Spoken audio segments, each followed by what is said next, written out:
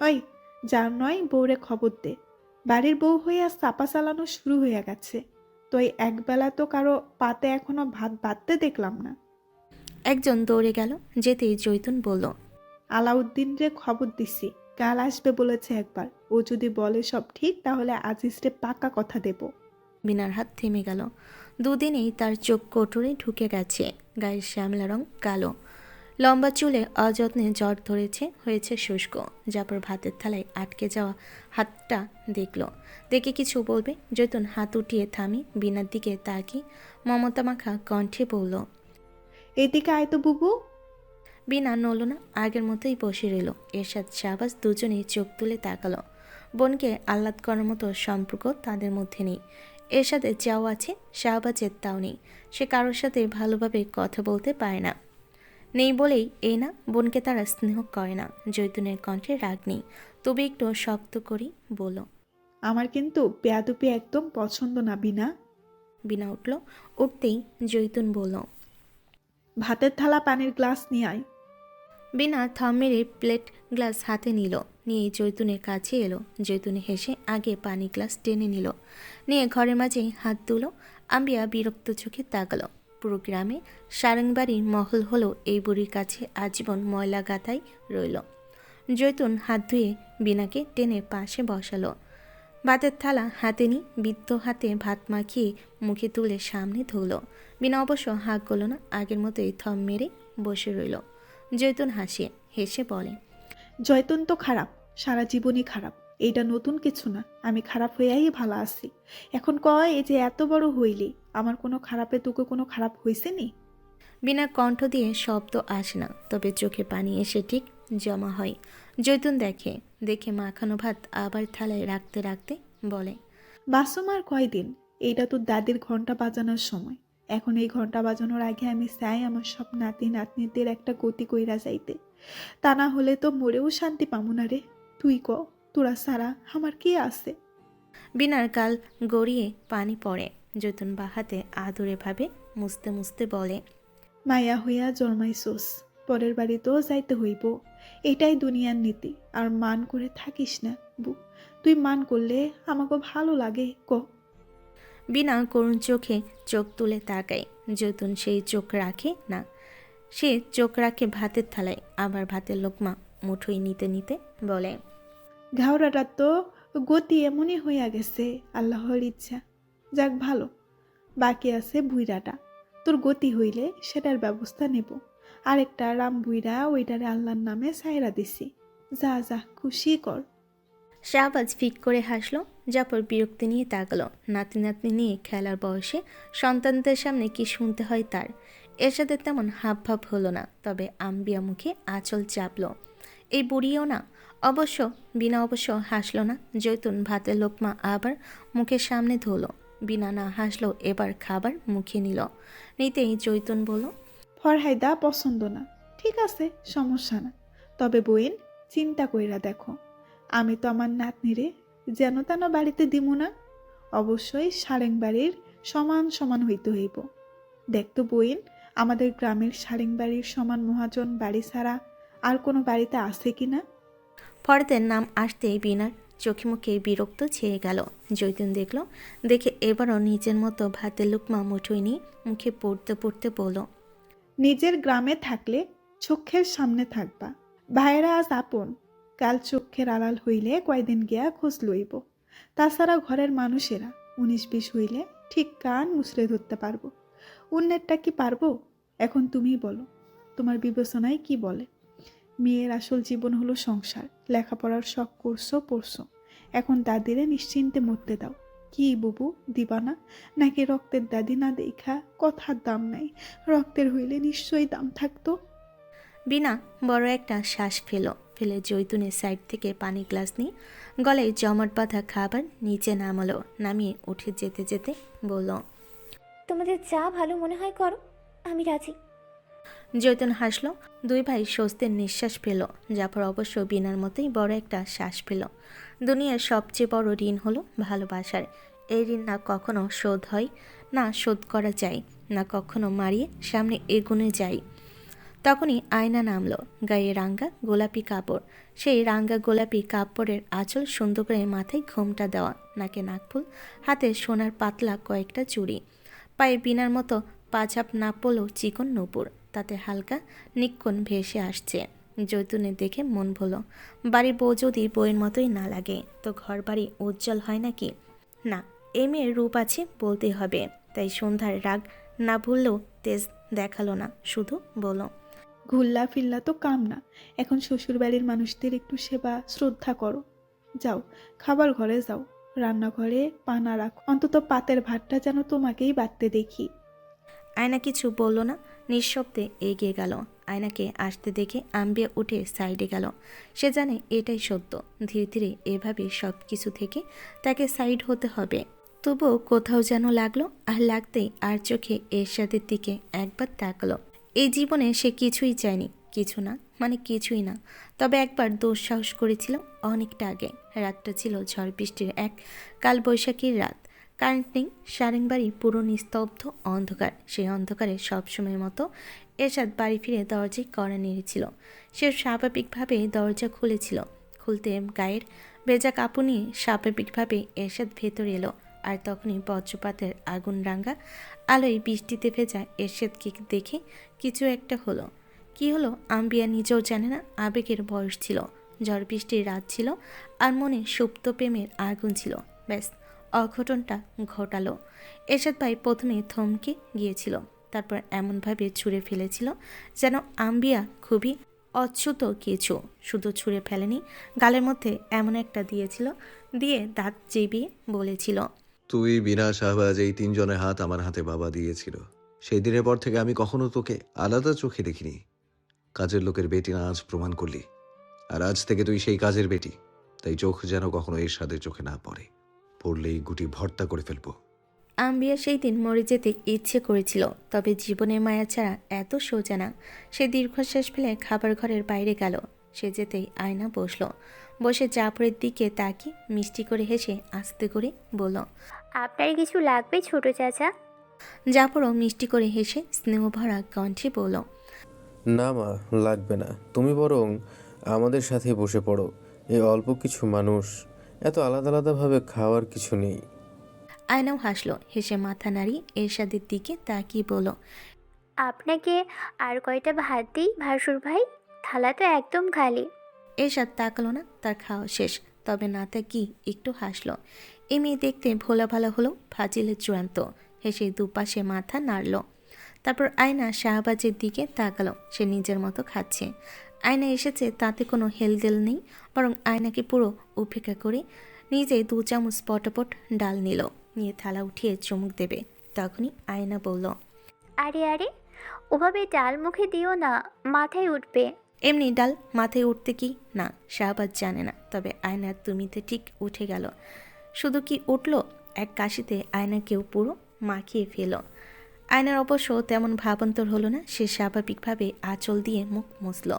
মুছে পানির গ্লাস এগিয়ে দিতে দিতে বলল, আগেই বললাম, তুমি তো শুনলেই না। শাহবাজের লাজ লজ্জা নেই, বড় ছোট কাউকে গোনায় ধরেছে বলে মনেও পড়ে না। তবে ছোট চাচা বড় ভাইয়ের সামনে এই মেয়ের ঢঙের কথাই কেন জানি অস্বস্তি জেগে ধরল। আর ধরল বলেই পানি খাওয়া তো দূরের, এটো হাতেই হনহনিয়ে খাবার ঘর থেকে বেরোতে গেল। শেখানো হলো বিপত্তি। জৈতুনের হাত ধোয়া পানিতে পা পিছলে পড়তে পড়তে অনেক কষ্টে দরজা ধরে ফেল। জৈতুন তো আল্লাহ গো বলে এক চিৎকার দিল। এরশাদ জাফর দুজনেই হতবাক। আসলে হচ্ছে কি এখানে? আয়না ঠোঁট টিপে হাসল। শাহবাজ তখনই তাকালো। আয়না টিপে হেসে রাখা ঠোঁটের দিকে তাকিয়ে স্বাভাবিকভাবে সোজা দাঁড়ালো। দাঁড়িয়ে হনহনিয়ে বাইরে চলে গেল। এত রাতে বাইরে যাওয়ার জন্য জৈতুন চেঁচালো। শাহবাজ কানেও তুলল না। আর তুলল না বলেই আয়না মনে মনে হাঁপচালো। যাক বাবা, আজকের রাতটাও শান্তিতে ঘুমানো যাবে তার। অফিসার খলিল থানায় পা রাখতে কনস্টেবল কায়ুম দৌড়ে এলো। হন্তদন্ত হয়ে বলল, স্যার, মুগদা থানার অফিসার সাবেত মাহবুব এসেছেন, সঙ্গে মিসেসও আছেন, আপনার খোঁজ করছেন। খলিলের কপাল কুঁচকে উঠল। মুগদা থানার অফিসার তার খোঁজ করছেন, তাও এমন সকাল সকাল? কাহিনী কি? এমনিতে তার্কের কেস নিয়ে মাথায় ঝামেলার পাহাড়। পত্রিকার লোকগুলো যা মন চায় ইচ্ছে মতো বানিয়ে ছাপাচ্ছে, এর মাঝে আবার এখন এক হাঙ্গামা। ধুর বলেই এগিয়ে গেল। সাবেদকে দেখে সৌজন্যমাখা ভঙ্গিতে হাত বাড়ালো খলিল। বস পদ দু জায়গায় ইনিই বড়। অবশ্য গেটআপে আসেনি, এসেছে সাধারণ পোশাকে। তবু হাত বাড়িয়ে নম্র কণ্ঠে বলল, দাঁড়িয়ে আছেন কেন? বসুন স্যার। ম্যাডাম, আপনিও বসুন। এই, কে আছিস? এদিকে চা দে। সাবেদ হাসান পার্থক শায়লাকে ধরে বসালো। পত্রিকায় খবর দেখার পর থেকে আর ঠিক নেই। হাজার রাগ থাক, নিজের সন্তান, আর সন্তানের বিপদে কোনো বাবা মায়ের পক্ষে মুখ ফিরিয়ে থাকা সম্ভব না। হাজারবার বলল, আমি দেখছি। না, নিজেও আসবে। এখন দেখো, দাঁড়িয়ে থাকতেও পারছে না। পারবে কি করে? খবর শোনার পর থেকে গলা দিয়ে পানিও নামিয়ে দেখেনি। তারা বসতেও খলিল নিজের জায়গায় বসলো। বসে বলল, কেন, সমস্যা স্যার? তারেকের মার্ডার কেসটা নিয়ে কিছু জানতে এসেছি। খলিল খানিক থমকে গেল। এই কেসের কোনো সুরাহা তো ভালোই আগামাথায় পাচ্ছে না। যার সঙ্গে পরকীয়া, তাকেও জিজ্ঞাসাবাদ করা হয়েছে। তার স্বামীর সন্দেহের তালিকায় ছিল, তবে তারা ওই রাতে একসঙ্গে বাসেই ছিলেন। দুনিয়ার প্রমাণ আছে, অন্য কোনোভাবে যদি কিছু করে থাকে তারও খোঁজ চলছে, কিন্তু যার কোনো তাল পাচ্ছে না সেটা হলো তারেকের প্রাক্তন স্ত্রী। সে যেন হাওয়ায় মিশে গেছে। খলিল সাবধানী গলায় জানতে চাইল, আপনি কি তাকে চেনেন স্যার? পৃথিলা আমাদের মেয়ে। খলিল যেন এবার ঝটকা খেলো। তারেকের কেস ফাইল ঘেটে মেয়েটির নাম, পরিচয় সব কিছুই পড়েছে। তবে ওই সাবেদ যে এমন কেউ সাবেদ ধারণা ছিল না, কেননা তারেকের কোনো আত্মীয়র বাপের বাড়ির ঠিকানা দিতে পারেনি। কারণ এই বিয়ে নিয়েই নাকি তাদের সাথে সম্পর্ক ছিন্ন হয়েছিল। আর তারেক তার পক্ষের সবাইকে নাকি সোজা বলেছিল পৃথিলাকে তার বাবার বাড়ির সম্পর্কে কিছু জিজ্ঞেস করে যেন এখনও কখনো কষ্ট না দেওয়া হয়। থাকতো তো ঢাকায় নিজেদের মতো ফ্ল্যাটে। দেশে মানুষ কি আর মাথা ঘামাবে? তাই কখনো অত ঘামিয়েও দেখেননি। খলিল নিজেকে সামলে নিয়ে বলল, পৃথিলা কি আপনাদের কাছে স্যার? থাকলে নিশ্চয়ই তোমার কাছে আসতাম না। ঠিক, তবে দুঃখর সাথে জানাচ্ছি স্যার, আমরাও আপনার মেয়ের এখনও কোনো খোঁজ পাইনি। শায়লার গাল গড়িয়ে পানি পড়ল। সাবেদ চুপ, দৃষ্টি স্থির। তারপর ধীরে ধীরে বলেন, আমার মেয়ে এই খুনে জড়িত হতে পারে না। আমি জানি, বিশ্বাস করি। এই পারভার্টটা নিশ্চয়ই আমার মেয়ের সঙ্গে কিছু করেছে। তা না হলে পৃথিলা এমন গায়েব হয়ে যাওয়ার মেয়ে না। যতক্ষণ না তাকে খুঁজে পাওয়া যাচ্ছে, নিশ্চিত করে কিছুই বলা যাচ্ছে না স্যার। সাবেদ তার কথা বাড়ালেন না। তার যা জানার জেনেছে। যত ক্ষমতায় থাক, চাইলে তার থানায় কেস চট করে ঢোকা যায় না। তবে তিনি ঢুকবেন, সব ব্যবস্থা করেই ঢুকবেন। তাই শায়লার দিকে তাকিয়ে নরম সুরে বললেন। এসো। শায়লার চোখে পানি টলমল করছে, কণ্ঠ ভেজা, গলা কাঁপছে। সেভাবেই আস্তে করে বলল, আমার মেয়ে কোথায়? সাবের, কি হয়েছে ওর সাথে? সাবেদ স্ত্রীর কাঁধে ভরসার হাত রাখলেন। গভীর মমতায় মাখা কণ্ঠে বলেন, ভেবো না, আমি আছি। আমি থাকতে আমাদের মেয়ের কিছুই হবে না। সাবেদ শায়লাকে নিয়ে বেরিয়ে গেল। খলিল ভুরু কুচকে তাকিয়ে রইল। সে ভালো করে জানে এখন কি হবে।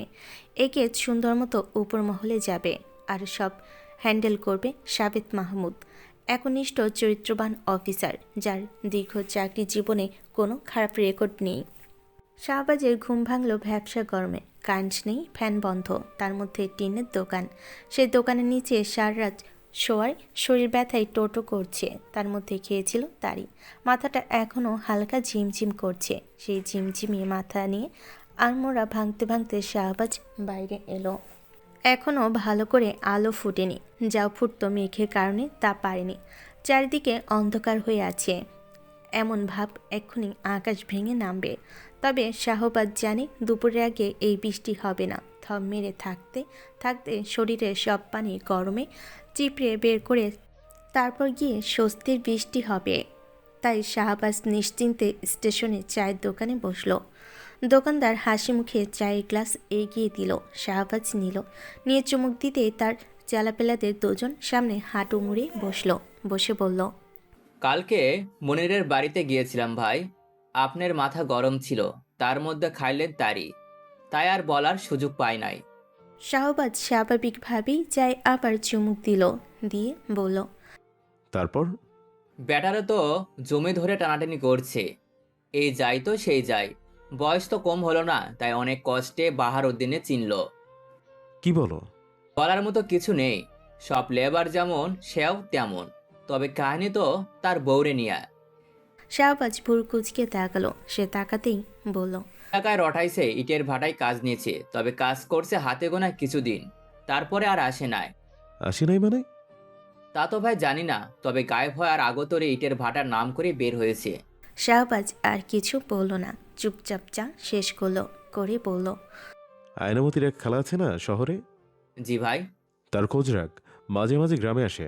দুনিয়ার হাজার মানুষ থাক, দক্ষ রাখার জন্য বাপের বাড়ির মানুষই মেয়েরা খোঁজে। আর যদি মায়ের পেটের বোন হয় তাহলে তো সোনায় সোহাগা। জি ভাই। খোঁজ পেলে আমাকে বলবি, আমি এবার নিজে কথা বলতে চাই। শাহবাজের চেলারা মাথা নাড়ল। শাহবাজ চায়ের গ্লাস রাখলো, রেখে বাড়ির দিকে রওনা দিল। ঘুম হারাম করে আমার বাড়ি, আমার ঘরে শান্তিতে ঘুমাচ্ছে, ভাবা যায়? জৈতুন এখনো ঘুম থেকে ওঠেনি। সবার আগে আম্বিয়া উঠে, তাই সেও উঠেছে। উঠে দরজা খুলতে শাহবাজ সোজা উপরে এলো, আর এসে বন্ধ দরজায় ধারাম করে একটা লাথি মারল। আয়না ধরফড়িয়ে উঠল। সে ভেবেছিল শান্তিতে ঘুমাবে বুঝি, তবে এত বড় রুমে কখনো একা থেকেছে, তাই ভয়ে সারা রাত দু চোখ এক করতে পারেনি। ঘুমলো এই তো কিছুক্ষণ আগে, তাও দরজা জানালা সব ইচ্ছে মতো লাগিয়ে।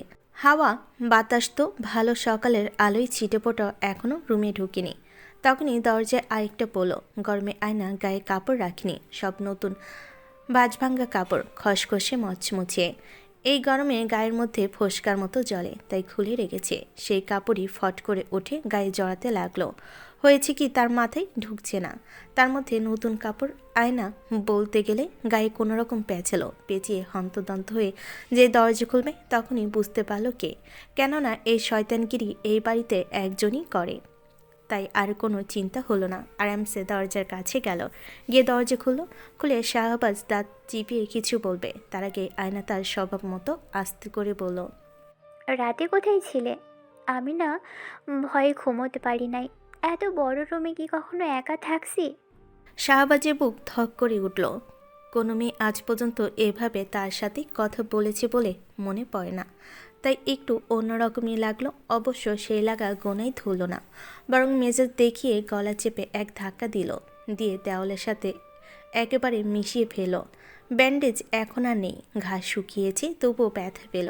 সাথে সাথে চোখ মুখও কুচকে ফেল। শাহবাজ সবই দেখল, তবে হাত ঢিলে হলো না, বরং আরও শক্তি দিয়ে চেপে ধরে দাঁত চিবিয়ে বলল, নাটক করিস আমার সাথে? চিপটা তো নাটক বের করে ফেলবো, শালির ঘরের শালি। আয়না ফুপিয়ে উঠল, দম বন্ধ হয়ে আসছে, গোলাপি ঠোঁটটা তিত্তির করে কাঁপতে কাঁপতে আস্তে করে বলল, তো কি করব? বিয়ে হয়েছে, মানিয়ে নেওয়ার চেষ্টা করছি, তাতেও দোষ? শাহবাজের সেই চিরচেনা হাসি ঠোঁটে আসে, আর আসে বলে গলা থেকে হাত সরিয়ে বুকটা সোজা করে আয়নার সামনে দাঁড়িয়ে বলে, জড়িয়ে ধরো। আয়না ফট বড় বড় চোখ করে তাকালো। শাহবাজ সে চোখের দিকে তাকিয়ে বলে, শুধু মুখে তুমি তুমি এগুলো হবে? আসল মানিয়ে নেও তো ওটা। আসো, বিসমিল্লাহ বলে শুরু করি। আয়না নিষ্পলক দৃষ্টিতে কিছুক্ষণ তাকিয়ে রইল। শাহবাজ সেই নিষ্পলক চোখের দিকে তাকিয়ে তার তেজ নিয়েই বলল, শাহবাজ বাইরেও যা ভেতরেও তা, নাটক মিথ্যা শাহবাজে নাই। তাই এরপর থেকে যা করবি চিন্তা ভাবনা করে করবি। আয়না পলক ফেল। শাহবাজ ভেবেছিল ভয়ে সেই দিনের মতোই কিছু করবে, তবে শাহবাজকে পুরো অবাক করে দিয়ে আস্তে করে শাহবাজের বুকে শুধু গালটা হালকা ছুঁয়ে রাখলো। শুধু গাল, শরীর দুজনের দু জায়গায়। সেই দুই জায়গায় এক জায়গা থেকে আয়নাও তার মতো আস্তে করে বলল, কবুল। আলাউদ্দিন রাস্তায় নামলো, তার হাতের মোটা লাঠি নিয়ে। গায়ে গেরুয়া আলখোল্লা, মাথায় এলোমেলো চুলগুলো যেন আজ অন্য রকমের রুক্ষ সূক্ষ্ম এলোমেলো। সবসময়ের মুখের অমায়িক হাসিটা আজ কিছুটা মিলান। সেই মিলান মুখেই আবার ফিরে তার কুড়ে ঘরটার দিকে তাকালো। মায়া, আহা মায়া, যার কিছু নেই, সে তার গায়ের একটা সুতোর মায়াও হলো পড়বে, আর এই মায়া ধরেই বুকটা চিনচিন করবে, হাহাকার করবে। এই দুনিয়ায় হাহাকার ছাড়া এমন একটা মানুষও নাই। আলাউদ্দিন তার হাহাকার থেকে মুখ ফিরিয়ে নেয়। এই দুনিয়ার চোখের দেখার বাইরে অনেক কিছু আছে। ছোটবেলায় আলাউদ্দিন একবার হাত মুখ ধুতে সন্ধ্যায় পুকুর ঘাটে গেল। গিয়ে হুবহু তার মতো একটা ছেলেকে দেখল। ব্যাস, চিৎকার দিয়ে দাঁত দুপাটি সেখানেই লেগে গেল। সবে ধরাধরি করে উঠোনে আনা হলো, মাথায় পানি টানি দিয়ে জ্ঞান ফেরানো হলো। জ্ঞান ফিরল, তার জীবন আর স্বাভাবিক হয়নি বলেই বুঝলো তার হাহাকার আর মিটবে না। আলাউদ্দিন মুখ ফিরিয়ে সোজা হাঁটা ধরল। তার উদ্দেশ্য এখন সারেংবাড়ি। তার সখী তাকে ডেকেছে, সে না গিয়ে পারে? তবে যে উদ্দেশ্যে ডেকেছে সেটা নিষেধ করতে হবে, কড়াভাবেই করতে হবে। এখন কোনো বিয়ে সারেংবাড়ির জন্য ভালো বয়ে আনবে না। তবে সমস্যা হলো শরীরটা তার ভালো নেই। এই জীবনে হেঁটে গ্রামের পর গ্রাম ঘুরেছে, কখনো ক্লান্ত হয়নি, তবে আজ শরীর ঝিমিয়ে আসছে। অবশ্য ঝিমানোর কারণ আছে। গত রাতে অনেক দিন পর মাকে খোয়াবে দেখেছে, উঠানে গাল ফুলিয়ে বসে আছে। তাকে দেখে বলল, কত বললাম বিয়ে কর, কি সাইড ঝাড়ফুঁক শুরু করলি? এখন বল, ভিটায় বাতি দেবে কে? তখনই ঘুমটা ভেঙে গেল। ভেঙে দেখে ফজরের আজান পড়ছে। এই সময় খোয়াব দেখা ভালো কথা না। সে যেমন জানে দুনিয়ার সবাই জানে। ব্যাস, তখন থেকে মনটা বিক্ষিপ্ত। আর মনের প্রভাব শরীরে পড়বে না তা হয় নাকি? আলাউদ্দিন আপন মনে হেঁটে চলল। মিঠাপুকুরের সকালটা আজ যেন আর 5টা সকালের মতো না। খড়খড়ে রোদের বদলে আকাশ জুড়ে ছায়া ফেলেছে কালো মেঘের দল। সোনালি রোদ্দুর উড়কি দিয়েও হার মেনেছে মেঘেদের ঘন ঘটায়। সে ঘন ঘটায় চারিদিকে ভ্যাপসা গরম, যে গরমই বলে দিচ্ছে আজ মিঠা পুকুরকে ভাসিয়ে দেবে দূর অজানাই। আর তখনই আলাউদ্দিন একটা ধাক্কার মতো খেলো। মনে হলো কলিজাটা কেউ মুঠো করে ধরেছে। সে বুকে হাত রেখে ধীরে ধীরে রাস্তার সাইডে গিয়ে বসলো। পিতেলার গায়ে আজ কুসুম রঙা কাপড়। সেই কাপড়ের আঁচলটা ভালো করে টেনে ব্যাগটা কাঁধে ফেলে হাতে ছাতা নিয়ে বেরিয়ে এলো। সাবিয়া তখন তড়িঘড়ি করে খড়িগুলো ভেতরে তুলে রাখছে। বৃষ্টিতে ভিজলে আর চুলায় তোলা যায় না, পচে গলে পড়ে। তার চেয়ে ভালো একটু কষ্ট করে তুলে রাখা। সেই রাখতে রাখতে পিথিলাকে দেখে বলল, এই ঝড় বৃষ্টি মাথায় করে না যা পিথিলা, ঘরের কোনায় তো না। তাছাড়া সারা রাত দু চোখের পাতা এক করিস নে। পিথিলা হালকা হাসলো। সাবিয়াদের বাকি বেড়া খোলার লোক এসেছে, তারা নিজেদের মতো কাজ করছে। মেঘ না এলে মনে হয় ইট বালু এসে পড়বে। বাড়িটার যে মায়াময় একটা ভাব ছিল সেটা আর থাকবে না। পিথিলা হেসেই বলল, সমস্যা নেই, তাছাড়া কালকেও পুরো ক্লাস করিনি। হেড স্যার জানে তুই অসুস্থ, কিচ্ছু হবে না। পিথিলা এবারও শুধু হাসলো। বাসায় বসে বসে ঝিমানোর চেয়ে ব্যস্ত থাকা ভালো। অন্তত হাবিজাবি চিন্তা মাথায় জেঁকে বসে না। তাই হেসে আকাশের দিকে একবার তাকালো। তাকে সাবিয়াকে বিদায় জানিয়ে বাইরে এলো। ভ্যানওয়ালা দাঁড়িয়ে আছে। আজকে অবশ্য বিনা নেই, খালি ভ্যান। ভ্যানওয়ালা বসে বসে পান চিবুচ্ছে। পিথিলা এগিয়ে গেল, তবে ভ্যানে উঠল না। সে আর ভ্যানে যাবে না। কোনো কিছু একটা ঠিক নেই, কি ঠিক নেই ধরতে পারছে না। এই ভ্যানওয়ালার আচরণও তার কাছে স্বাভাবিক লাগেনি। তাই দাঁড়িয়ে বলল, বিনা স্কুলে যাবে না? না আপা। কেন? তা তো আমি জানি না আপা, শুধু বলল আর নাকি যাবে না। পিথিলা বুঝতে পারলো কেন, আর পারলো বলেই খারাপ লাগলো। সে ঠিক করলো বিকেলে স্কুল থেকে ফিরে জাফর চাচার সাথে কথা বলবে। তার ধারণা এই বাড়িতে কথা বলার মতো একজনই আছে, সেটা তিনি। বাকিগুলো প্রত্যেকটার মাথায় সমস্যা আছে। তাই বড় একটা দীর্ঘশ্বাস ফেলে পিথিলা বলল, তাহলে আপনাকেও আর আসতে হবে না, আমি ব্যবস্থা করে নিব। ভ্যানওয়ালার পান জীবনও বন্ধ হয়ে গেছে। সে মুখে একটু আতঙ্ক এনেই বলল, আমি থাকতে আপনি ব্যবস্থা করবেন কেন আপা? আপনি তো বিনার জন্যই আসতেন, তাই আমি রাজি হয়েছিলাম। এখন যেহেতু ও যাবে না, আমার আর প্রয়োজন নেই। না না, এইটা কেমন কথা? এরশাদ ভাই তো আমাকে বলেছেন আপনার যাওয়া আসার সব দায়িত্ব আমার। পিথিলা ব্যাগ থেকে টাকা বের করলো। কাল ভাড়া দেয়নি, ভেবেছে মাস কাবারি। আর যেহেতু যাবে না, তাই টাকাটা ভ্যানের উপর রেখে তার স্বভাব মতো হালকা হেসে শান্তভাবে বলল, আপনার এরশাদ ভাইয়ের কথা শুনে ভালো লাগলো, তবে আমার দায়িত্ব অন্য কাউকে দেওয়ার। আপনার এরশাদ ভাই কেউ না, ভালো থাকবেন। বলে পিথিলা এগোতে এগোতে হাতের কালো ফিতের ঘড়িটার দিকে একবার তাকালো। ইমরান ভাইকে দিয়ে ঠিক করিয়েছে, এখন বেশ চললেও তার সময় খারাপই যাবে। কেননা এই মেঘ বৃষ্টির মাথায় হাতে গোনা কয়েকটা ভ্যানের একটাও পাওয়া যাবে না। তাই হেঁটেই যেতে হবে। এখন সময় মতো পৌঁছতে পারবে কিনা সন্দেহ আছে। সেই সন্দেহ নিয়ে পিথিলা বলতে গেলে দ্রুতই পা চালালো। কাপড় গরম, সব কিছু নিয়ে অল্পতেই নিয়ে গিয়ে একাকার হলো। একাকার হতেই খেয়াল করলো ছাতা নিতে নিতে পানির বোতল নিতে ভুলে গেছে। ধুর, তখনই তার পাশ ঘেঁষে ছোট্ট এক ছেলে দৌড়ে গেল।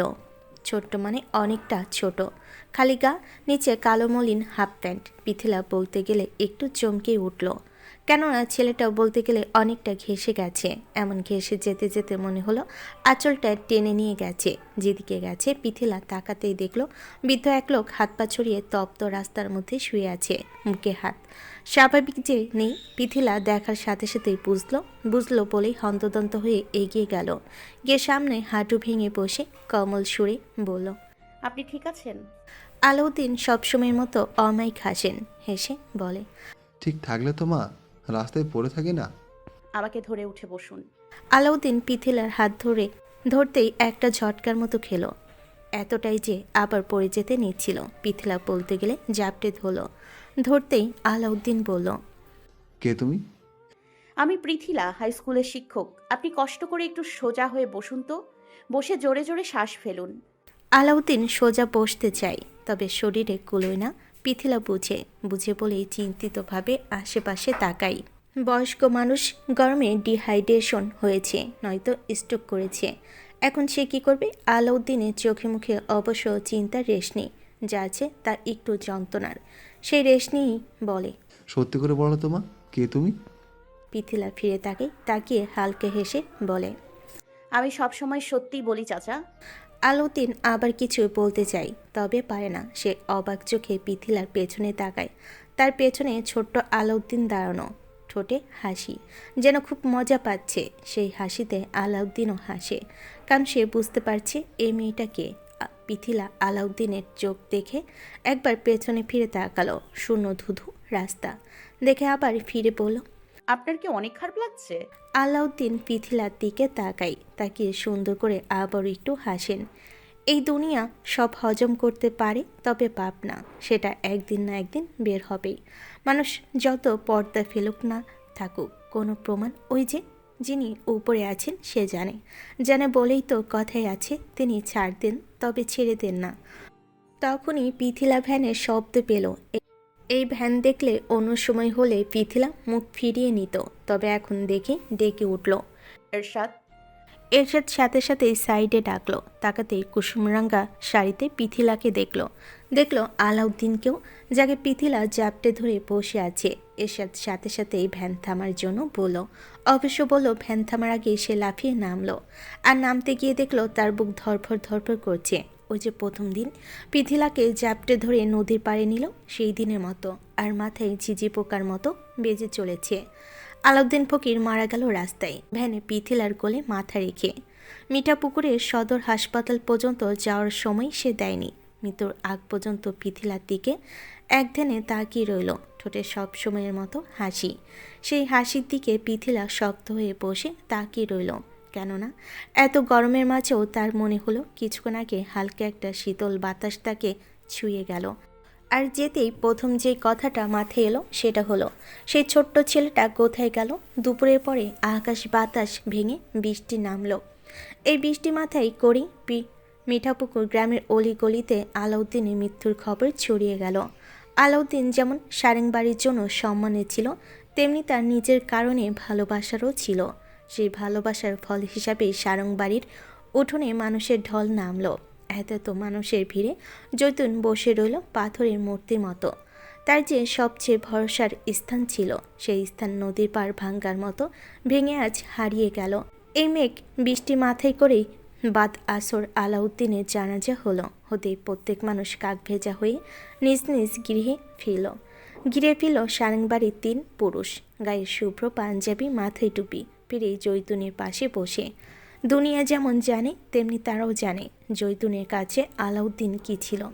আর ছিল বলেই জৈতুন হাওয়া করে কেঁদে উঠল। সারেংবাড়ির প্রতিটা কোণা আজ অনেক দিন পরে জৈতুনের চোখের পানিতে ভিজল। পিথিলার সারা দুপুর বিকেল বলতে গেলে গেছে চুপচাপ বসে। স্কুলে আর যাওয়া হয়নি। মৃত্যুর পরে আলাউদ্দিন ফকিরকে নিয়ে সোজা আসা হয়েছে সারেংবাড়িতে। এই সখী ছাড়া তার 3 কুলে কেউ নেই। কিছু খাদেম লোক ছিল, তারাই দাফনের আগে এক ঝলক নিজ ভিটায় নিয়েছিল। সেখান থেকে সোজা কবরস্থান। কবরস্থান নিলেও সারেংবাড়ির উঠোন থেকে লোকারণ্য কমেনি। এই ঝড় বৃষ্টির মাথায় করেও অনেকে এলো, অনেকে গেল, সাথে কত গল্প। আলাউদ্দিন ফকির এমন ছিল, অমন ছিল, অনেক নাকি ক্ষমতাও ছিল, গরিব মানুষদের সহায় ছিল, মিঠাপুকুরের বিপদে আপদের মাথায় ছিল। পিথিলা বসে বসে সব মনোযোগ দিয়ে শুনল। কতটা অন্ধবিশ্বাস এই মানুষগুলো আলাউদ্দিন ফকিরকে করত। সারা দুপুর বিকেল পিথিলা তাই বসে বসে শুনল, ভাবল, তবে একটু শব্দ করেনি। বেঁচে থাকলে হয়তো করত, তবে জেনেই দুনিয়ার সব হিসেব নিকেশে পাট চুকিয়ে অজানা গন্তব্যে চলে গেছে। তাকে নিয়ে তর্কে যাওয়া যায় না, কেননা তারটুকু বলার জন্য সে নেই। তর্ক দুপক্ষের হতে হয়, একজনের অনুপস্থিতিতে তা হয় না। তাছাড়া কারো ক্ষতি তো করেনি। সারা বিকেল সন্ধ্যায় এইরকম হাজার ভাবনা ভাবতে ভাবতে পিথিলা আজকের দীর্ঘ দিনটা গেল। তবে কোথায় আছে না, বিপদ, মৃত্যু, কষ্ট এগুলো কখনো একা আসে না। তারা আসবে দল বেঁধে। দল বেঁধে হোক আর ভাগ্যের অন্য কোনো ইশারা ফাঁদে পড়ে গেল পিথিলা। কেননা অনেক দিন পর তার মনে হলো গা গরম হচ্ছে, মাথা ভারী হয়ে আসছে। তার অসুখ বিসুখ কম বলতে অনেক কম। সামান্য জ্বরও শেষবার কবে এসেছে পিথিলা মনে করতে পারে না। তবে আজ হঠাৎ কি হলো? পিথিলা অবশ্য কাউকেই কিছু বলল না, নিজের মতো হালকা পাতলা কিছু খেলো। তার কাছে ওষুধ ছিল, সেখান থেকে ওষুধ খেলো, খেয়ে কাঁথা টেনে চুপচাপ শুয়ে পড়ল। এমন ঝড় বৃষ্টির রাতে কাউকে আর বাড়তি ঝামেলায় ফেলার মানে হয় না। তবে মানুষের যা মতো হয় আর কখন যেভাবে যা ভাগ্যে আছে তা ঠিক হতে থাকে।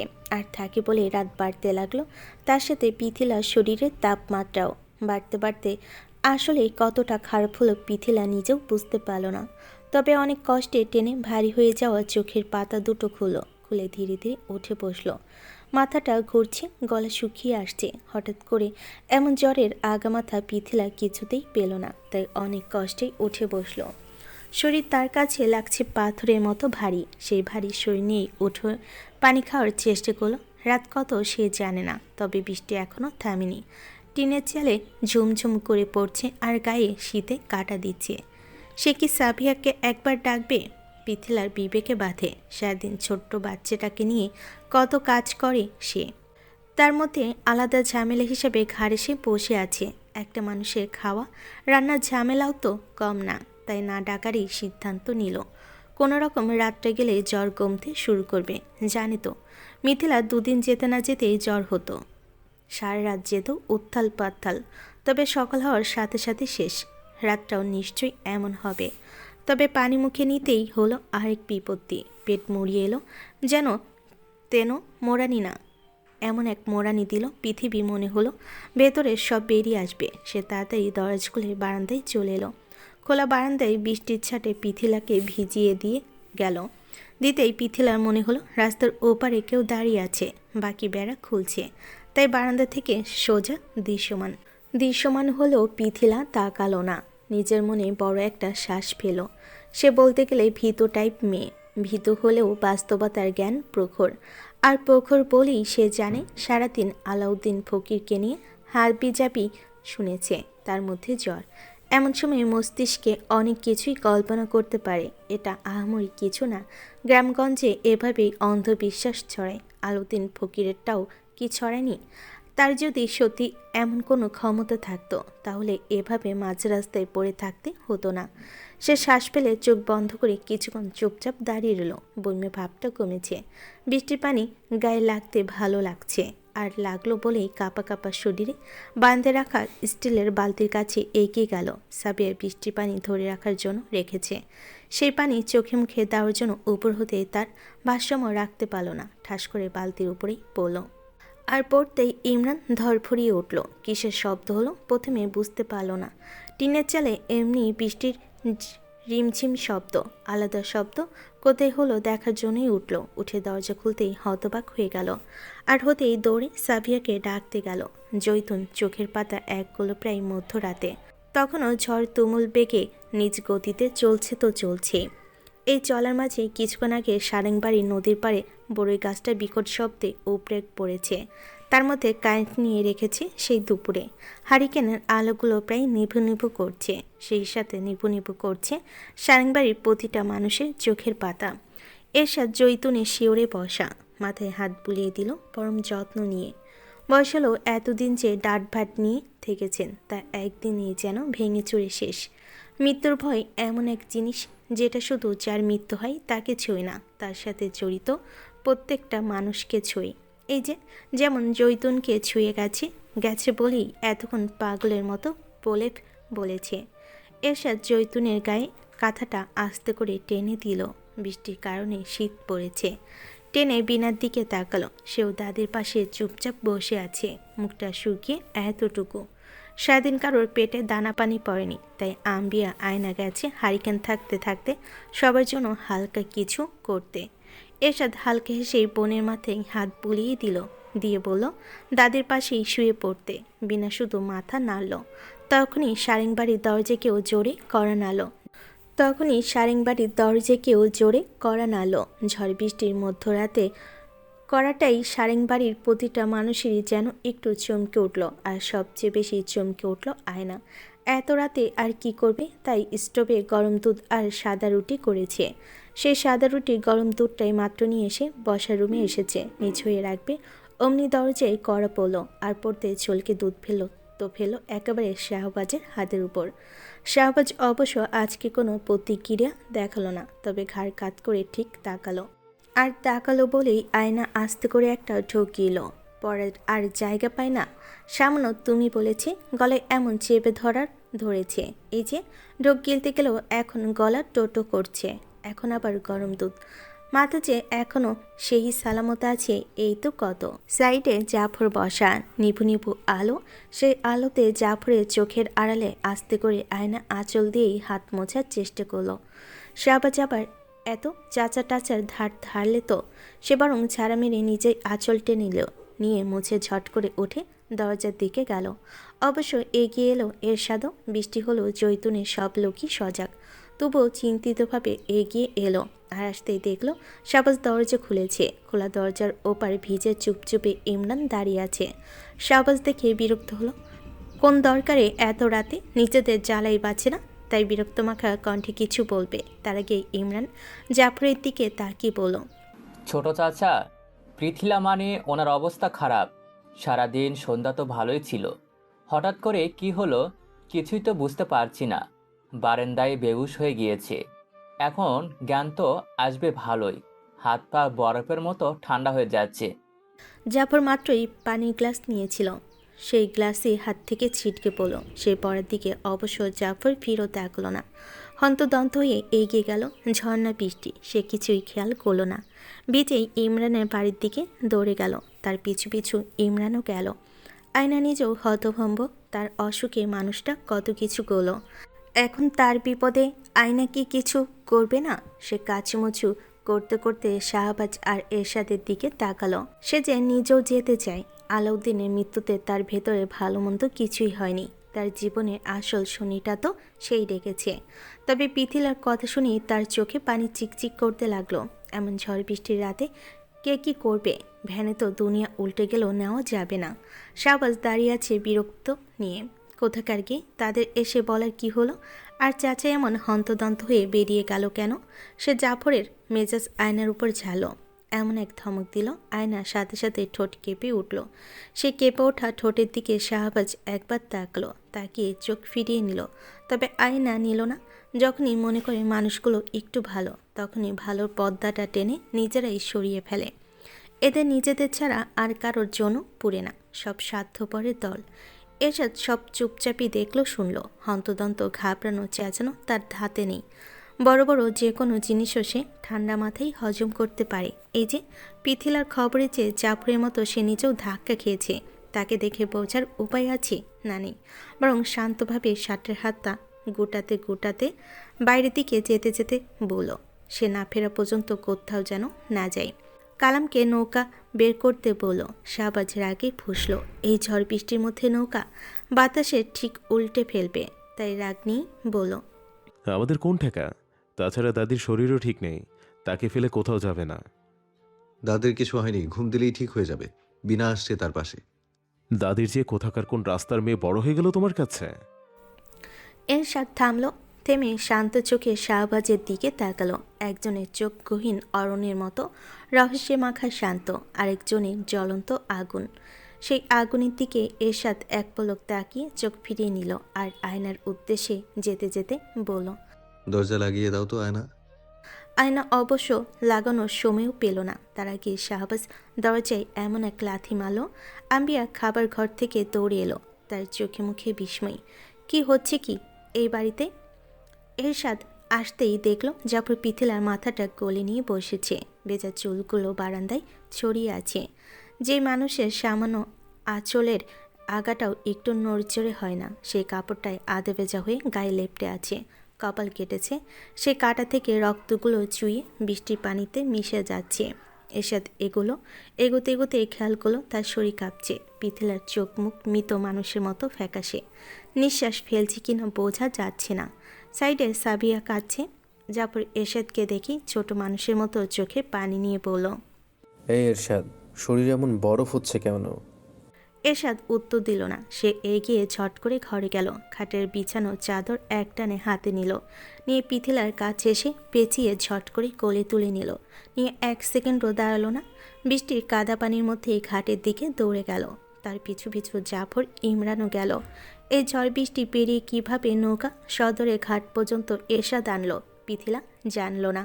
সে তখন বাবার কোলে মাথায় রেখে দিন দুনিয়া ভুলে বেহুশ হয়ে নৌকার ছাউনির ভেতরে নিঃশ্বাস পড়ছে খুব ধীরে ধীরে। ডাক্তাররা দেখে আঁতকে উঠে বলল, এই রোগীকে তো বাঁচানো যাবে না। এরশাদ শাহবাজের মতো না। যদি হতো তাহলে ডাক্তারের মুখ এখনই বিগড়ে যেত। তবে এরশাদ এরশাদই। তাই এগিয়ে ডাক্তারের সামনে সোজা দাঁড়ালো। দাঁড়িয়ে তার স্বভাব মতো শান্তভাবে বলল, আপনাদের সাধ্যে যা আছে করেন, করেন আর দোয়া করেন রোগী যেন কিছু না হয়।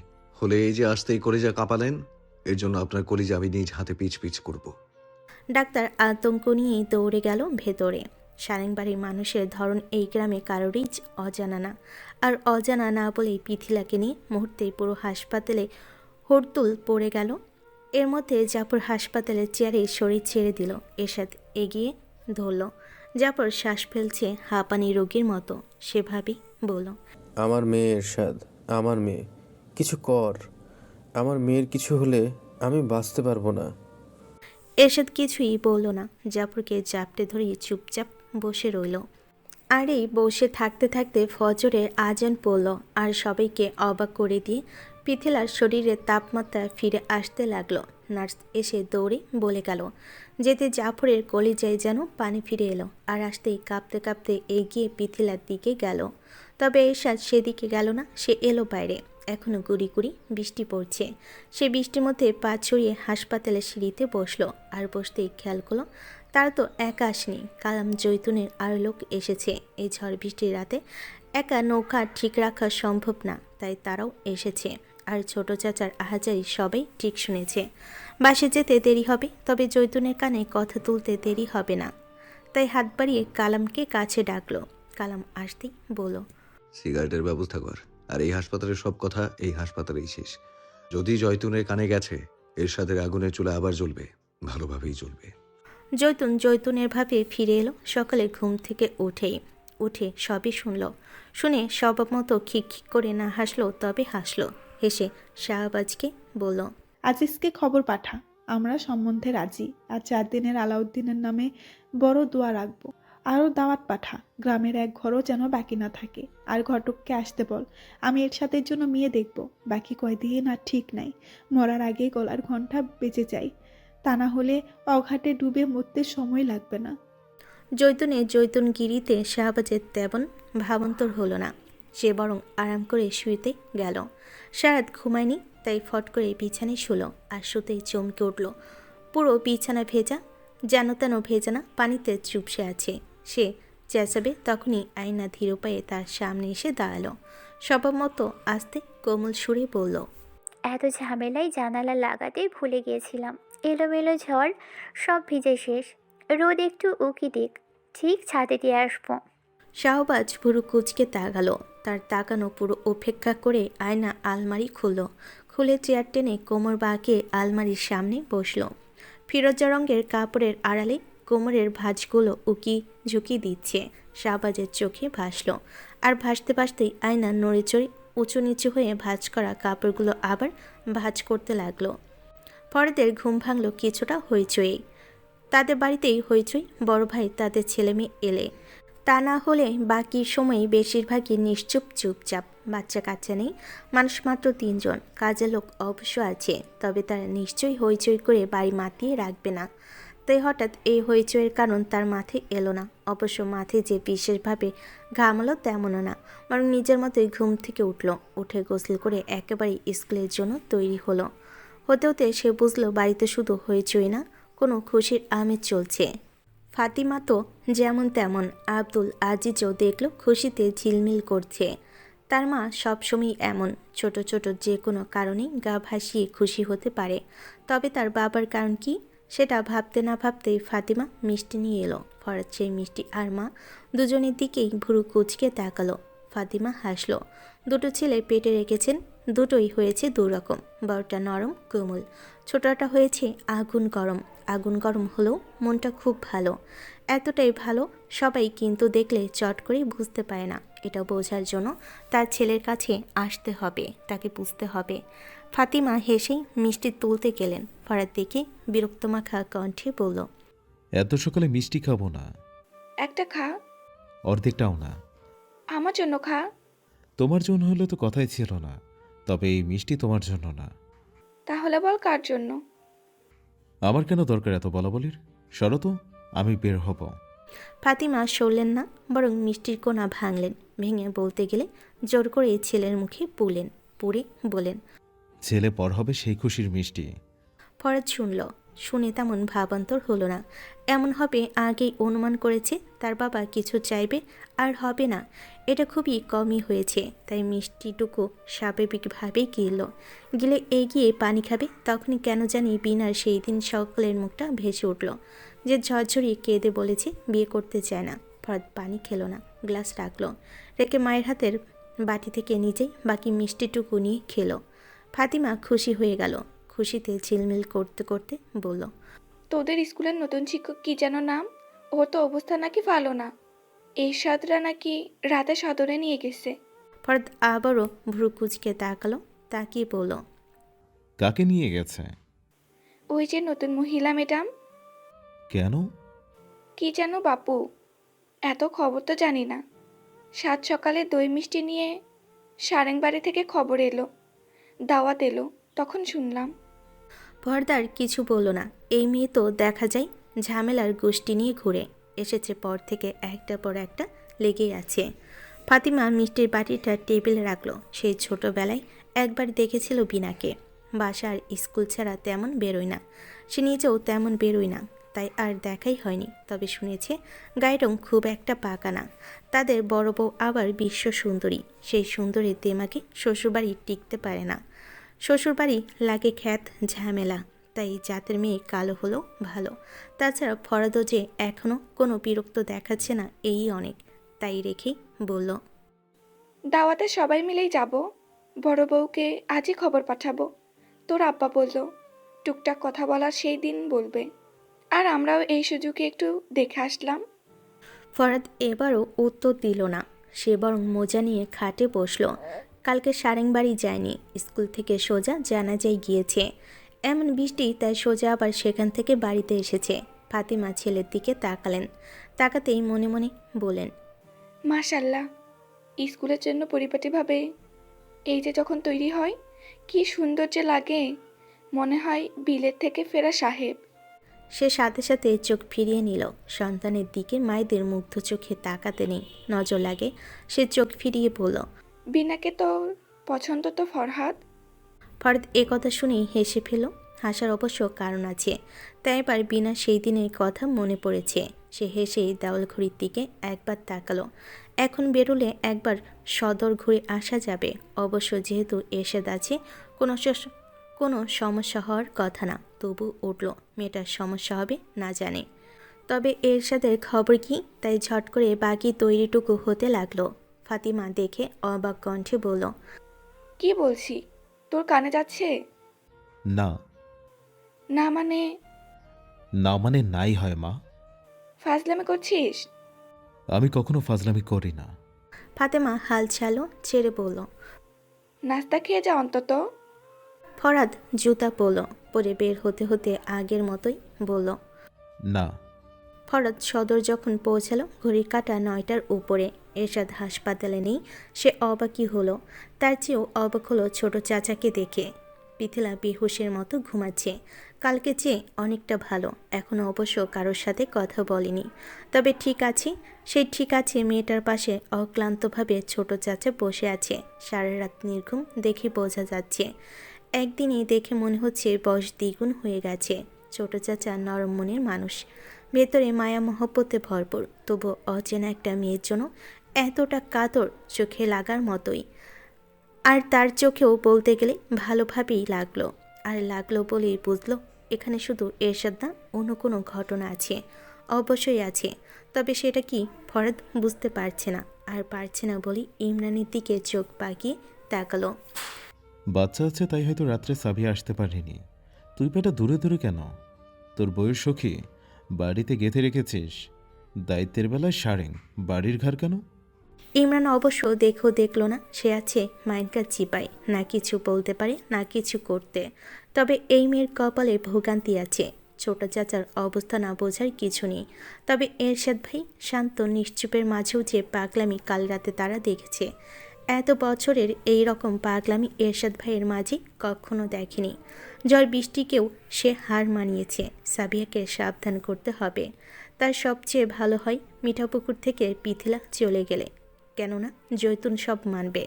শাইন বাড়ির দিকে আঙ্গুল উঠাবে, এমন কিছু সে কখনো হতে দেবে না। তাই পিথিলার হাজার গুণ থাক, তার সব গুণ ঢাকা পড়বে তার তালাকে। গ্রামগঞ্জে তালাকপ্রাপ্ত মেয়েকে সবাই বাঁকা নিচু চোখে দেখে। ফরাদ ইমরানের দিক থেকে চোখ ফিরিয়ে জাফরের কাছে এগিয়ে গেল, গিয়ে বলল। অসুস্থ হয়ে যাবে তো, তুমি বরং বাসায় চলে যাও, আমি কিছুক্ষণ আছি। তাছাড়া ইমরান তো আছে। জাফর হাসলো, হাসিটা অবশ্য মলিনভাবেই বলল। মেয়েটা এখনও কথা বলেনি, কথা বলুক, তারপর দেখি ডাক্তার কি বলে। ভয় নেই, তুমি বাসায় যাও, আমরা আছি তো। না, আমি থাকি, বাসায় গিয়ে শান্তি পাবো না। ফরাদ জাফরের মুখের দিকে কিছুক্ষণ তাকিয়ে রইল। তার সন্দেহ পাকাপোক্ত হলো, তাই হেসেই বলল। এরশাদ কই? এক ছেলে এসে কি যেন বলল, তারপর ডাক্তার দিকে তাকালো, আমাকে শুধু বলে গেল যাবো আর আসবো। ফরাদ ভুরু কুচকে তাকালো। এই ছেলের মাথায় আসলে চলছে কি? সে তাকিয়ে বাইরে এসে দাঁড়ালো। গতকাল টানা পুরো দিনরাত বৃষ্টি হয়ে আজ আকাশ বড় ক্লান্ত হলেও সূর্য এখনও উঁকি দেয়নি। নিভু নিভু অন্যরকম একটা কোমল আলোয় চারপাশ আচ্ছাদিত হয়ে আছে। সেই আচ্ছাদিত আলোয় এরশাদকে আসতে দেখা গেল। হাতের মুঠোয় সব সময়ের মতো সিগারেট, গায়ে কুচকানো সাদা শার্ট, কালো প্যান্ট, যার অর্ধেক কাদায় মাখামাখি, খোঁচা খোঁচা ছোট ছোট চুলগুলো এলোমেলো, মুখটা ভয়ঙ্কর। গায়ের রং শ্যামলা হলেও এরশাদের শরীর বেশ শক্ত সামর্থ্য। আসলে তাদের দু ভাইয়ের গড়নই একই রকম। তাদের বাবা মানে জসিম চাচার গড়ন এমন ছিল, শক্তপোক্ত।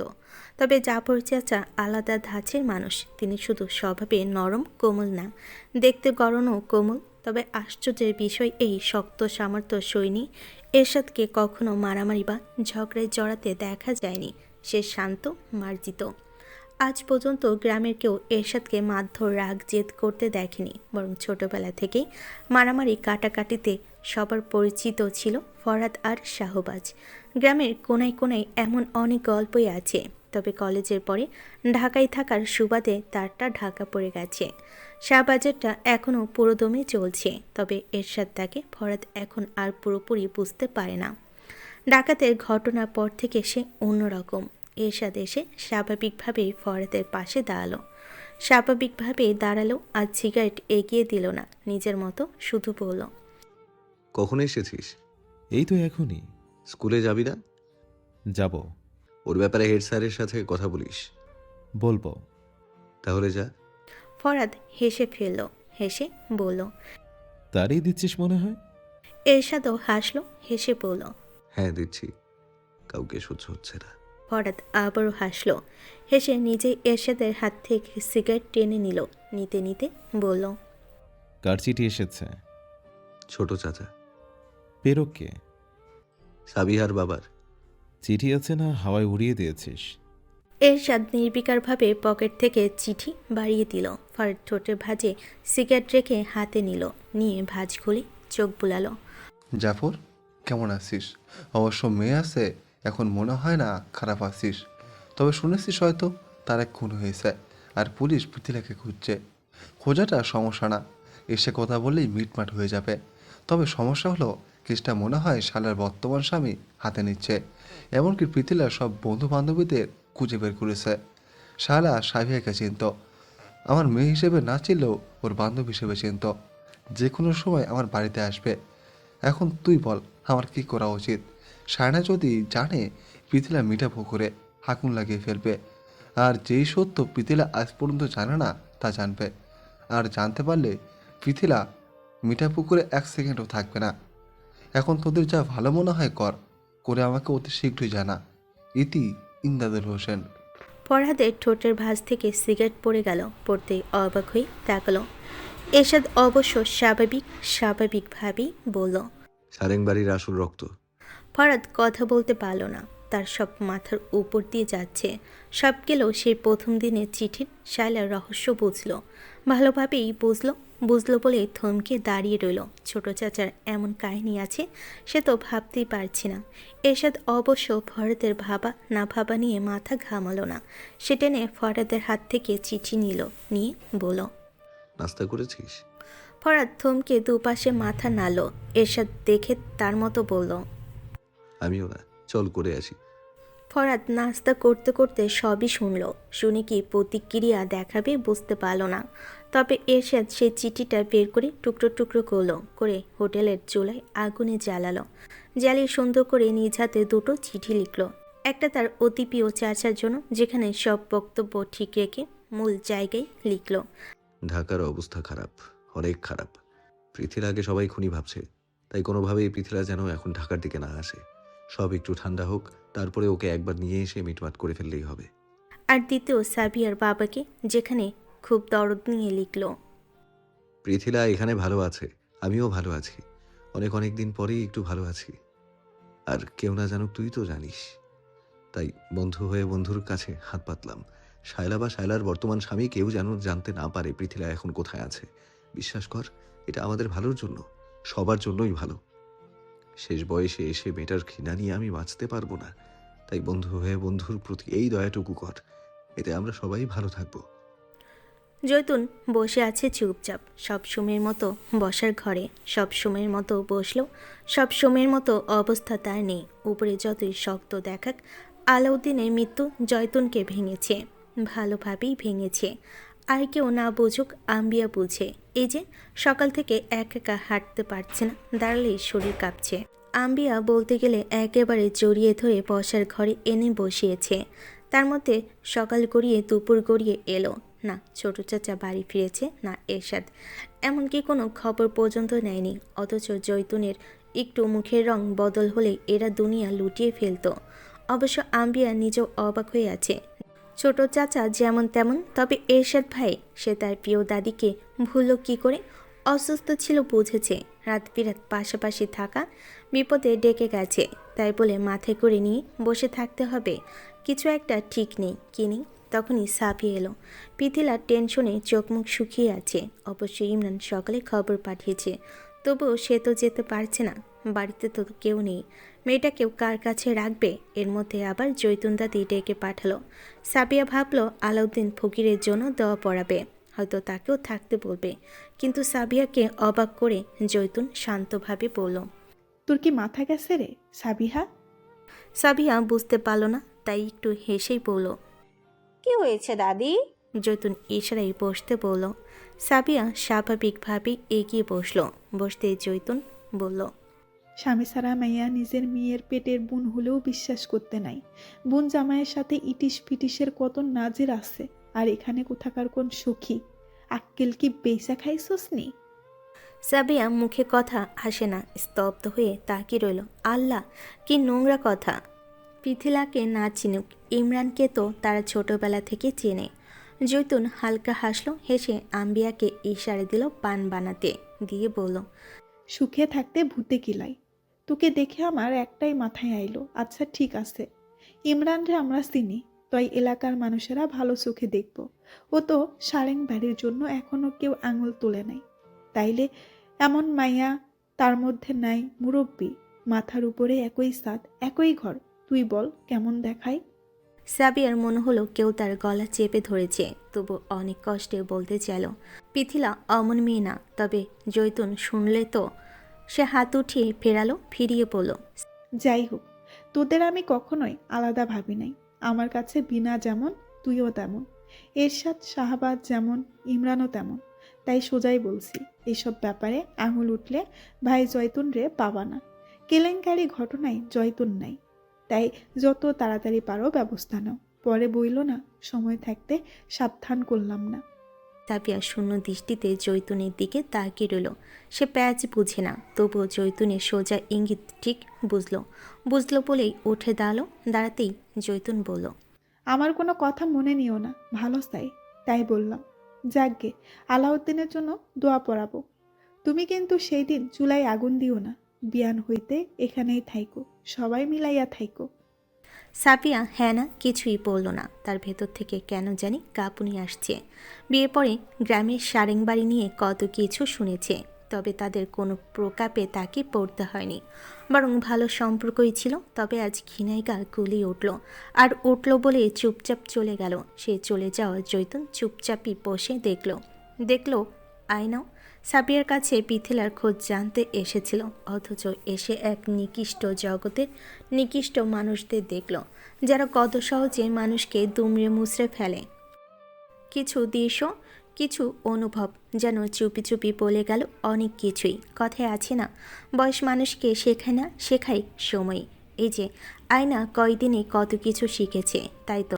ওই যে শান্তমুখে বসে থাকা জয়তুনারা, তার দিকে তাকিয়ে রইল সে নিজেও, সমান নীরবে, সমান গভীরে।